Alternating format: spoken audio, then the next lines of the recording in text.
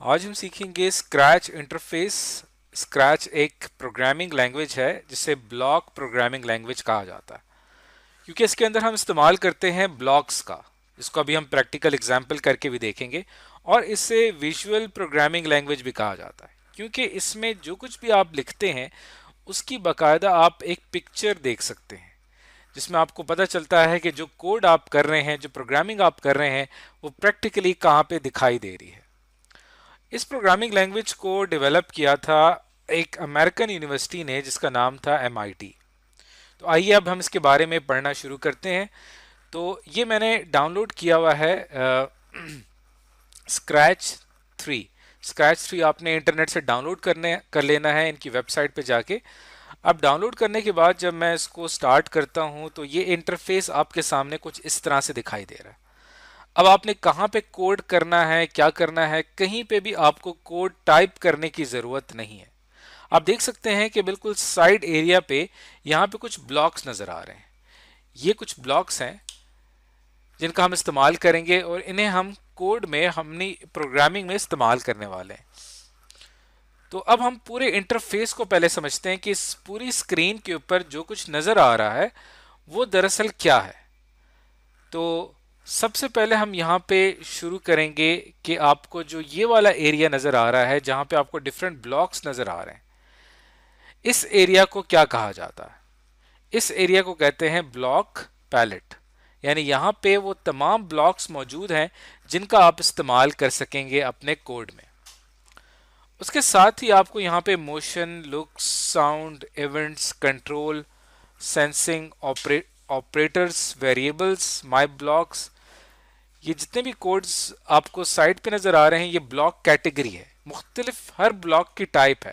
जैसे मोशन पे जब मैं क्लिक करूंगा तो मोशन से रिलेटेड डिफरेंट ब्लॉक्स मुझे नज़र आ रहे हैं। और अब आप देखिए, जिस ब्लॉक पे मैं क्लिक करता हूं उसका इफेक्ट विजुअली यहाँ पे आपको एक करेक्टर नज़र आ रहा है कैट का, उसमें आपको ये नज़र आ रहा है। तो अब देखिए, मैं किसी एक पे क्लिक करता हूँ ब्लॉक पे तो ब्लॉक एक्टिवेट होके उसका इफेक्ट हमें यहाँ पे साइड पे नज़र आता है। इसी तरह मैं लुक्स के ऊपर आता हूँ तो लुक्स में आपको लुक्स के हवाले से मुख्तलिफ किस्म के ब्लॉक्स नज़र आ रहे हैं, जिसका ताल्लुक इस करेक्टर की लुक्स के साथ है कि ये कैसा दिखाई देता है। उसके साथ ही साउंड है। अगर आपने कोई इस तरह की कोई साउंड ऐड करनी है वो आप ऐड कर सकते हैं इन ब्लॉक्स का इस्तेमाल करते हुए।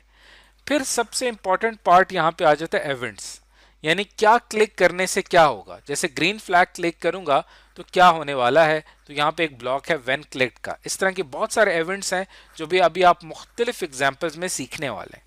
फिर कंट्रोल ब्लॉक आ जाता है जहाँ पे हम प्रोग्रामिंग के जो कॉन्सेप्ट्स हैं, जैसे कि इफ एल्स, लूप्स, और इसके अलावा कहाँ पे आपने स्टॉप करना है, ये सारी चीज़ें हम कंट्रोल कर सकते हैं अपने ब्लॉक्स को। फिर हम बात करेंगे सेंसिंग की, कि अगर ये करेक्टर किसी को टच करेगा तो टच करने से क्या क्या इफेक्ट्स हो सकते हैं।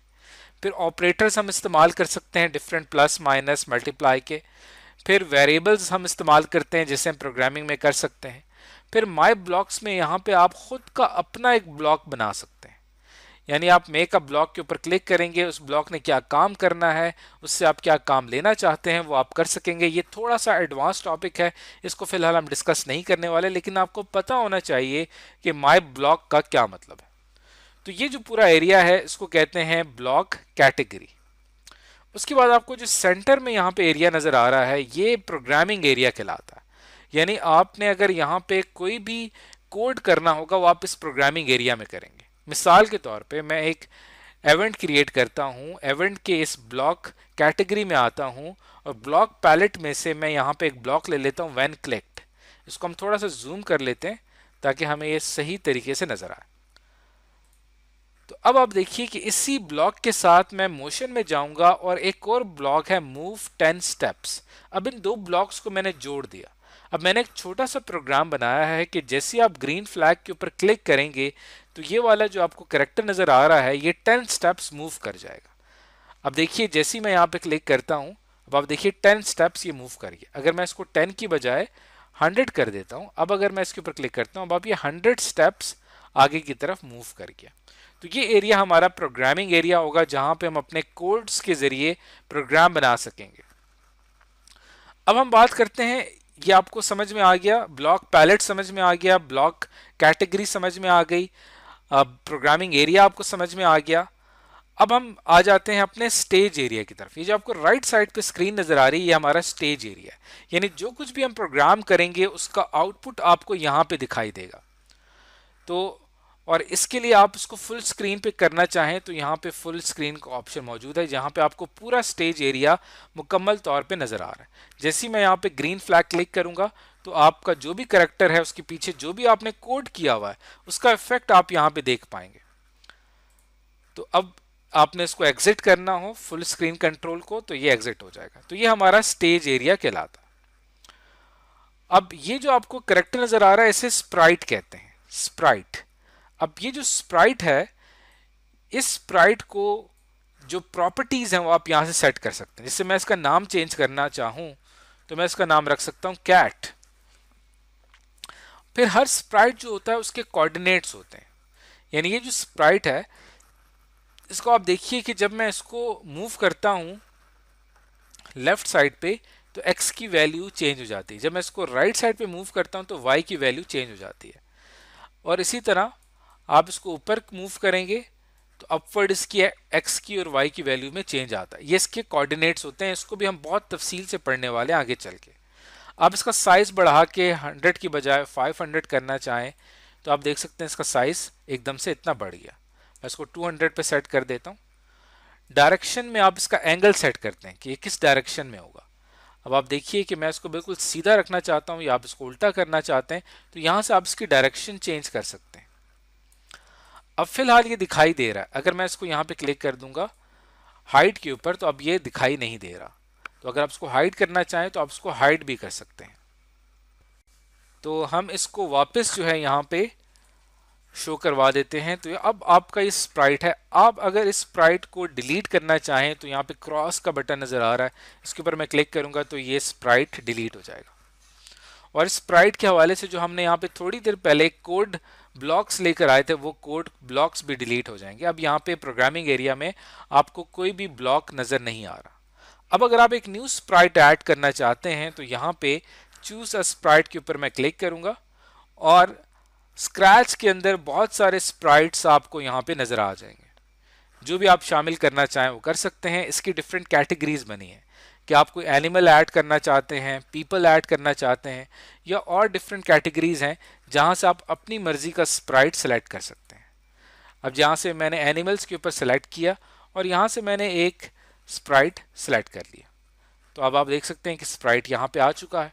अब स्प्राइट जो हम सेलेक्ट करते हैं, हर स्प्राइट के कुछ कॉस्ट्यूम्स होते हैं, यानी कि वो अपनी शक्ल बदलता रहता है। तो उसके लिए आपने क्लिक करना है कॉस्ट्यूम्स के ऊपर। कॉस्ट्यूम्स के ऊपर जब मैं क्लिक करूंगा तो इसका पहला कॉस्ट्यूम है ये, और उसकी जो प्रॉपर्टीज हैं वो आपको यहाँ पे दिखाई दे रही हैं। इसको भी हम आगे चल के बहुत तफसील के साथ किसी प्रॉब्लम में इस्तेमाल करेंगे कॉस्ट्यूम का। अगर आप इसका कॉस्ट्यूम 2 के ऊपर क्लिक करते हैं, अब आप देखिए कि अब इसकी पोजीशन और इसका जो स्टाइल है वो चेंज हो चुका है। तो हर स्प्राइट के डिफरेंट कॉस्ट्यूम्स होते हैं जो कि हमें मदद करते हैं स्प्राइट को एनिमेट करने में, एनिमेशंस प्रोड्यूस करने में। तो इसको भी हम आगे एग्जांपल्स में देखेंगे। अब स्प्राइट्स को समझने के बाद हमारा जो ये स्टेज एरिया है इसका एक बैकग्राउंड भी हम सेट कर सकते हैं। उसके लिए हमारे पास यहाँ पे एक ऑप्शन मौजूद है चूज अ बैकड्रॉप। जैसे ही मैं इसके ऊपर क्लिक करूंगा तो बहुत सारे बैकग्राउंड्स हैं जो कि आप अपने स्टेज एरिया में ऐड कर सकते हैं।